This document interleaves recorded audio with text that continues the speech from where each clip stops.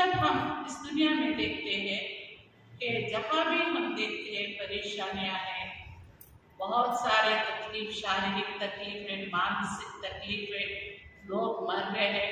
जहाँ भी जाओ झूठ बोलने वाले और खूनी है, चोर है, धोखा देने वाला, प्यार कम हो गया है। ऐसे समय में एक तसल्ली की वादा खुदा उस समय दिया था। और तेरा राजा जो है, ये वचन में कहता है कि तेरा राजा, कि हम सब का जो मानते हैं उनका राजा, वो राजा जो है राइचस है, कोई भी उनमें खराब नहीं है और वो हमारा बचाने वाला है और वो बहुत ही दीन है। ये हमारा यीशु मसीह का ये कैरेक्टरिस्टिक्स है, ये हम देखते हैं उनमें, ये बातें हम देखते हैं। तो ये बात और आगे जाएंगे कि यीशु मसीह एक गधे पर आएगा। क्यों गधा लिया गया है कि हम उससे पहले भी अगर हम देखते हैं कि गधा जो है शांति बनाने की बात करने के लिए गधा पर चाहे करते थे। और ये जो हॉर्स जो है, घोड़ा जो है, उसे युद्ध के लिए लेके जाते थे। हम उसी प्रकार वचन में देखेंगे तो यहाँ पर नंबर्स में दाऊद को मिलने के लिए,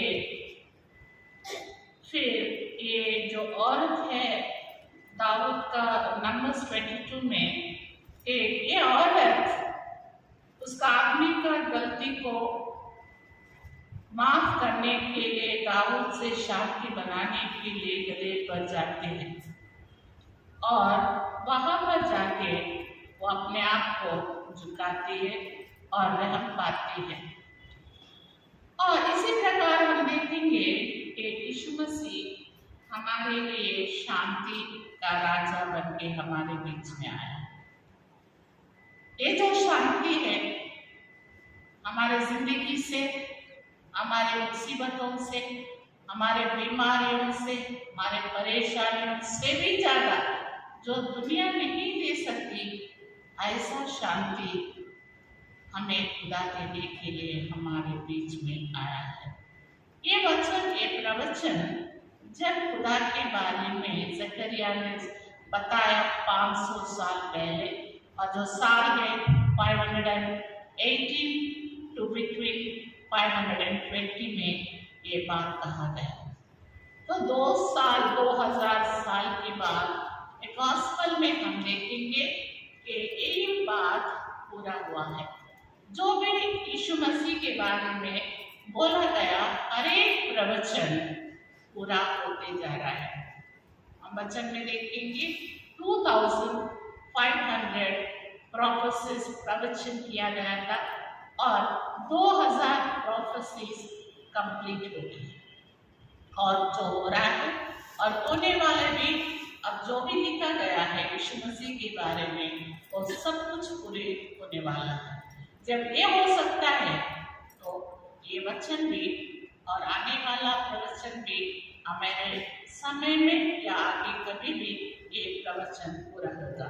तो आज का दिन मैंने लूका सुसमाचार और 19 चैप्टर में 28 से लेके और 48 तक थोड़े बातें दिया है। समय के मुताबिक मैं जाती हूँ, शॉर्ट में मैं कंप्लीट करने के लिए कोशिश करती हूँ कि जब हम ये जो प्रोफेसीज के मुताबिक यीशु मसीह ये बेथसगे और बेथनी ये जगह पर आया। ये ट्विन सिटीज जैसा हैदराबाद और सिकंदराबाद है, वहाँ पर यीशु मसीह अपना शिष्यों के साथ वहाँ पर पहुँच गया। जो भी कहा गया वो वचन यीशु मसीह इस दुनिया में करके आया। तो जब वो वचन पे वहां पर आया और उन्होंने कहा, 2 शिष्यों को कहा, तुम विलेज में जाओ वहां पर एक गधा मिलेगी और उसकी माँ भी बांधा हुआ मिले और उसे छुड़ाओ और अब तक उसके ऊपर कोई भी नहीं बैठा। तो ऐसा जो भी चीज हम प्रभु के पास आते हैं, क्योंकि प्रभु ये बताना चाहता है कि खुदा यीशु मसीह के ऊपर कोई भी गुनाह नहीं, कोई भी ऐसा रिमार्क नहीं है।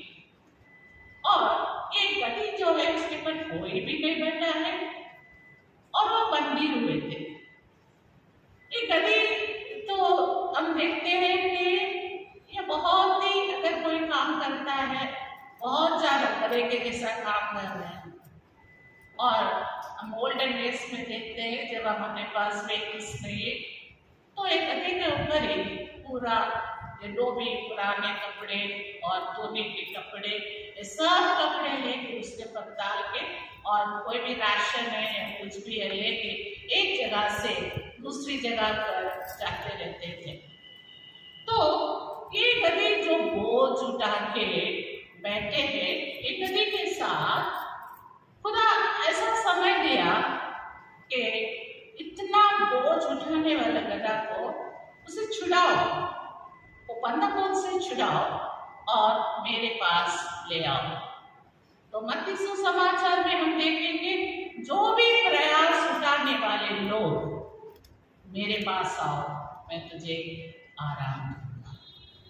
तो हम ये नहीं कहते कि हम गधे हैं, लेकिन उसकी तरह ही इस जीवन में हम भी बहुत सारे बोझ लेके चल रहे हैं। कोई काम का बोझ, कोई फैमिली का बोझ, कोई कर्जा का बोझ या कोई बीमारी का बोझ, कोई दुनिया में हर एक आदमी बोझ उठा के परेशान है और अपने कोशिश कर रहे हैं, एक से आगे बढ़ने के लिए भागते जा रहे हैं कि ये बोझ हल्का हो, लेकिन उसे रिहाई नहीं मिल रही है।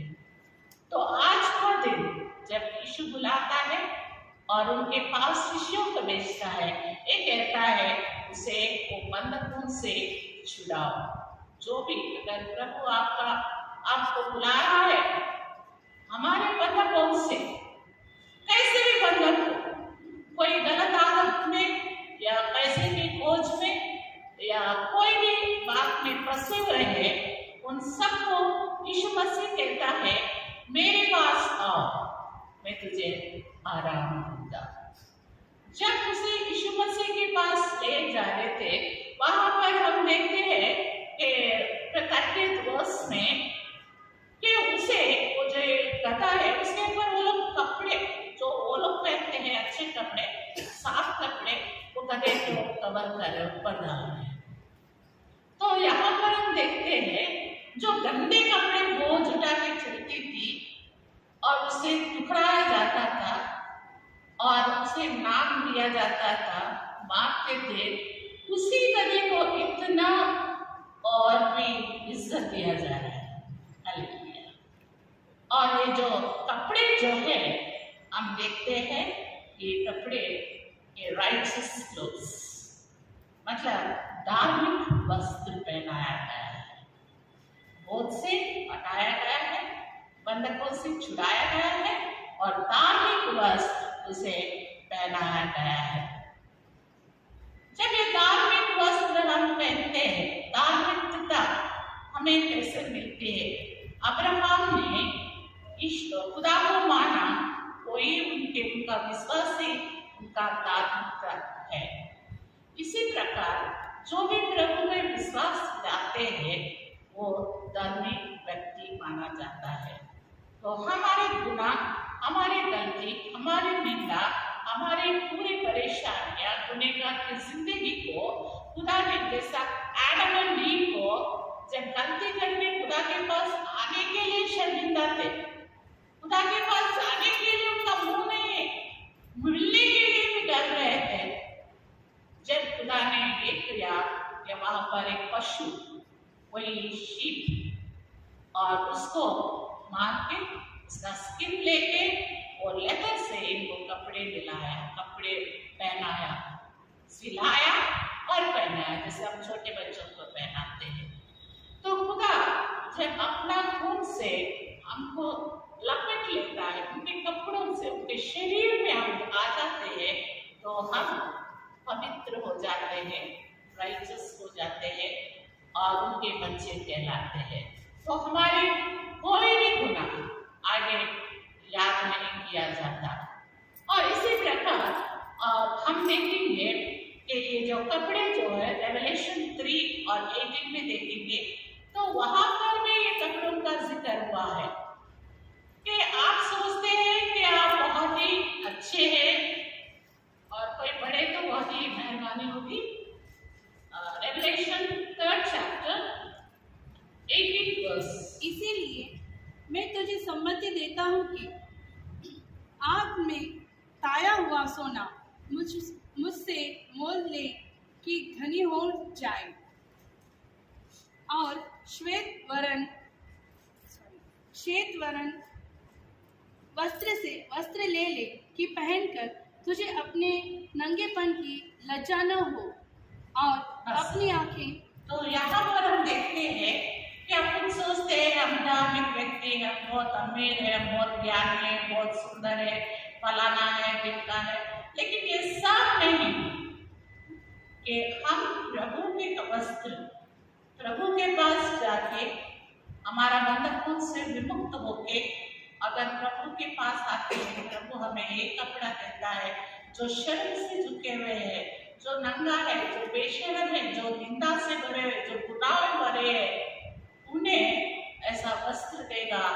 वो वस्त्र पर कोई भी स्पॉट नहीं है, कोई भी रिमार्क नहीं है, ताकि हमारे ऊपर कोई निंदा, कोई भी ये नहीं कह सकते कि ऐसा है वैसा है। ये वस्त्र खुदा हमको देने की वादा करता है। जब तक हम सोचते हैं हम ठीक है, लेकिन जब प्रभु के पास जाएंगे यह वस्त्र हमको पहनाया जाएगा। और इसी प्रकार जब यीशु मसीह ये ऑलिव जो है वहाँ पर लेके आया, खजूर के झाड़ जहाँ पर बहुत पैदा होते हैं, वहाँ पर ये यीशु मसीह को लेके आया गया। हमें ऑलिव का मतलब जानना चाहिए कि ऑलिव का लाइफ लॉन्ग लाइफ है, इसलिए। और वचन संहिता 128:3 में कहा जाता है, आपके बच्चे आपका और टेबल के पास, मेज के पास एक ऑलिव प्लांट्स के जैसे होंगे। इसका मतलब क्या है? हमारे बच्चे नहीं मरेंगे क्या? हमारे बच्चे ऐसे हैं, लेकिन हमारे बच्चों को खुदा ये कहता है कि हमको उनको अनंत जीवन देगा। हालेलुया। तो हम देखे हैं कि हमको छुड़ाया गया है, हमको ये धार्मिक वस्त्र दिया गया है, और यहाँ पर अनंत जीवन का ये भी हमारे बीच में हमें और हमारे आने वाले पीढ़ी को खुदा देने के वादा करता है। तो लोग बहुत खुश हो गए, और जब चल रहे हैं, जब हम पूरा प्रोसेशन निकाले, कारपेट बिछाया गया। रोज हमें कारपेट नहीं, तो अंदर आ गए तो कारपेट बिछाया, रेड कारपेट, रॉयल्टी, क्योंकि हम किंग ऑफ किंग का बच्चे हैं, राजाओं का राजा का बच्चे हैं हम, तो इसलिए हमको ये पौधा दिया गया है। तो यहाँ पर एक गधा जो है जब चल रहे हैं, वो लोग अपने कपड़े उतार के उनको पैरों के नीचे, गधे के पैरों के नीचे गधा भी चलने के लिए एक कपड़े भी जाते गए हैं। हालेलुया। ये क्यों? एक गधा जो बांधा हुआ है उसे बोझ उठाते हैं, जो मारा जाता है, उसको गालियां दिया जाता है। इसी गधे को जब यीशु मसीह बैठता है उसके ऊपर, उसे ये होदा दिया जाता है।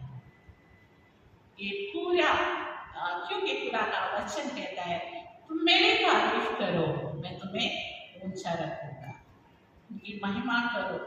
हम चर्च में आते हैं, गाना बहुत जोर से गाते नहीं, प्रभु की स्तुति नहीं करते, मुंह बंद करके रखते हैं। एक आदमी गाए तो सभी गाने सोच रहे, लेकिन खुदा का वचन ये कहता है, तेरा मुंह खोलो, मैं तेरा मुंह को कर दूंगा, स्तुति से कर दूंगा।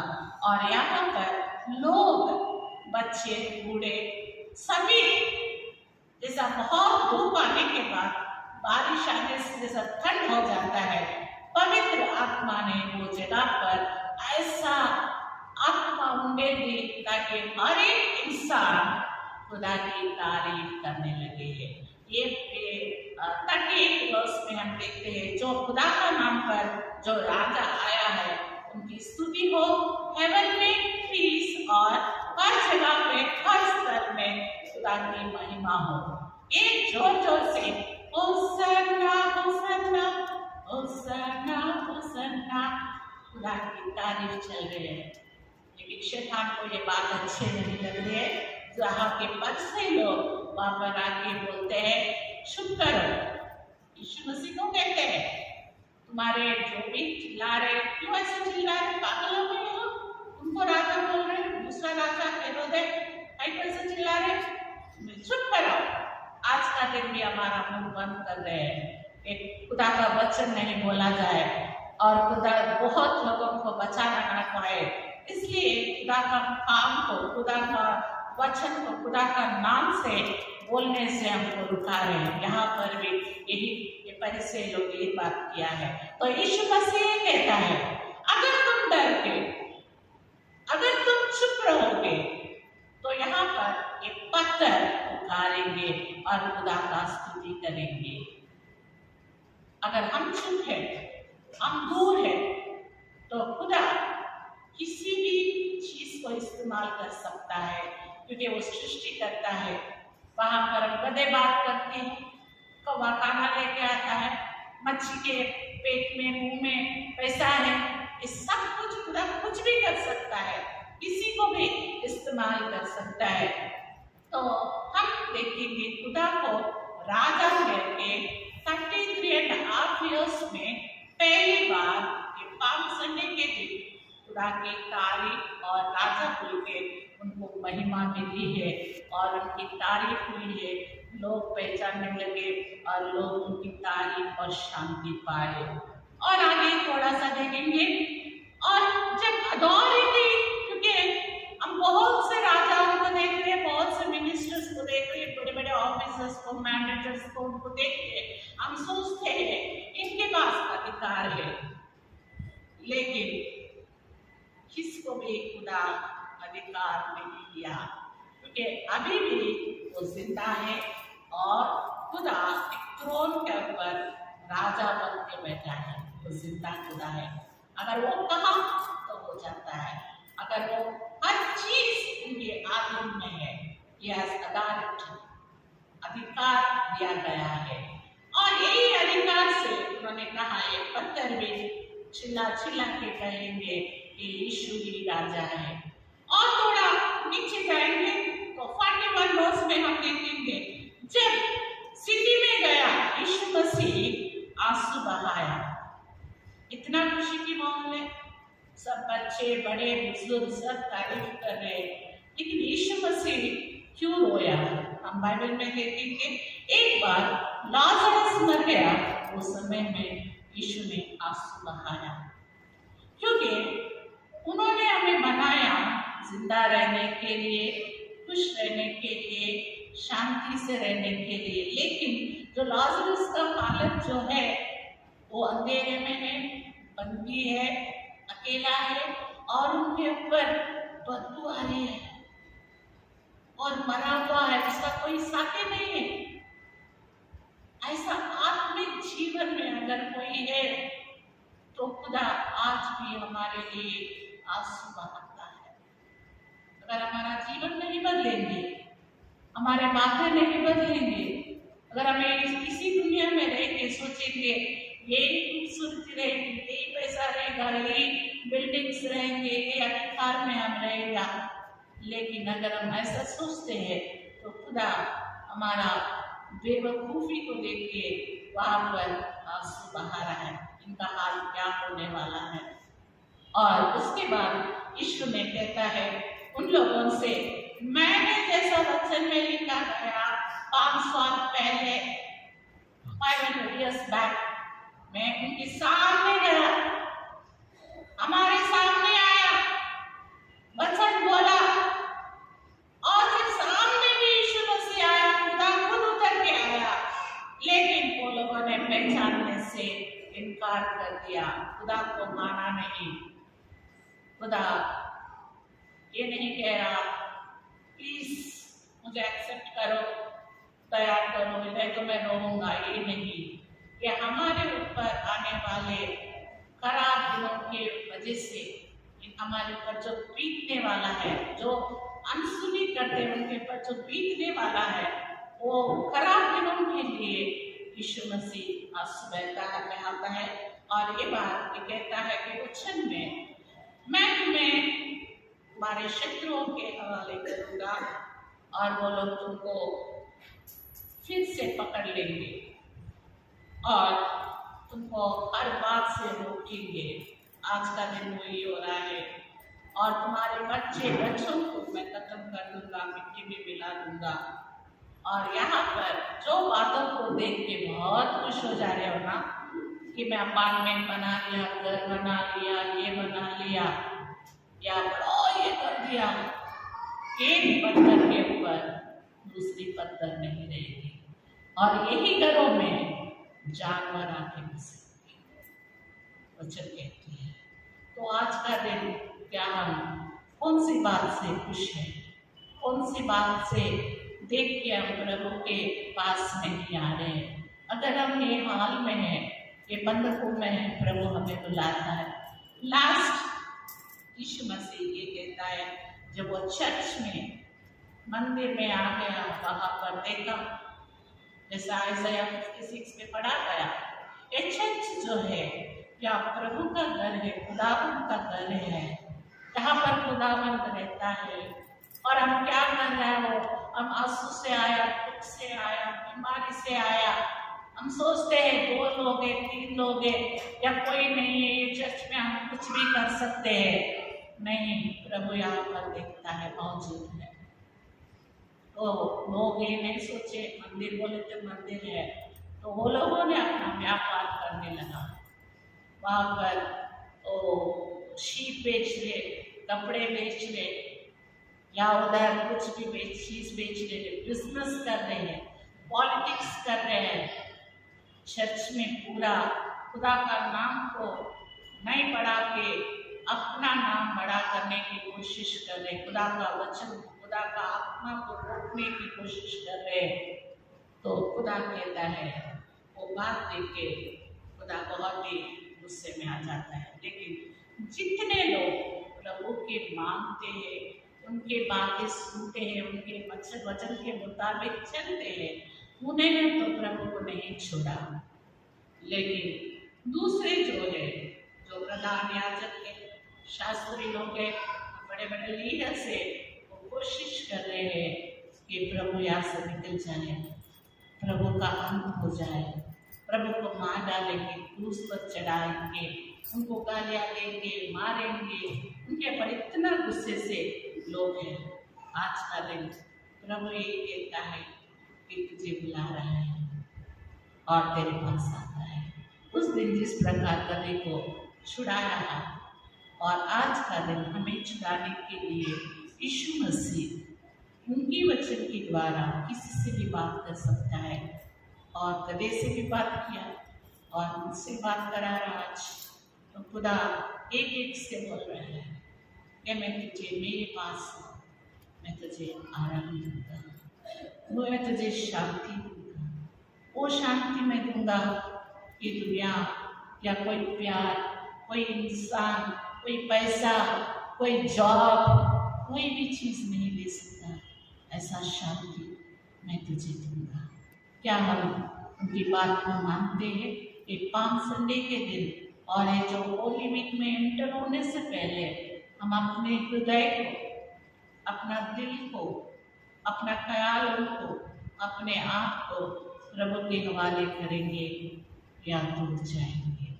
1 मिनट हम सब 1 मिनट चुप होंगे। और मैंने एक लाइन आज एक सॉन्ग बनाई है कि यीशु आया जगत में शांति देने के लिए, यीशु आया जगत में शांति देने के लिए,